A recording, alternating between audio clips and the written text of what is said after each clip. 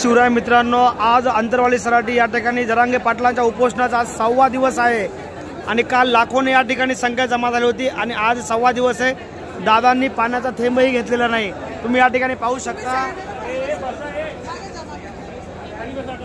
खूप वाईट परिस्थिती या ठिकाणी जी आहे जरांगे पाटलांच्या तब्येतीची या ठिकाणी झालेली आहे आणि खूप मोठ्या प्रमाणावर या ठिकाणी संख्या वाढतच चाललेली आहे.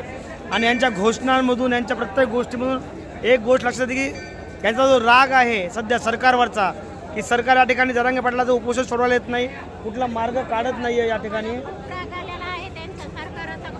ताई काय म्हणणं, काकू काय म्हणणं, कुठून आला तुम्ही? आम्ही एक मिनिट.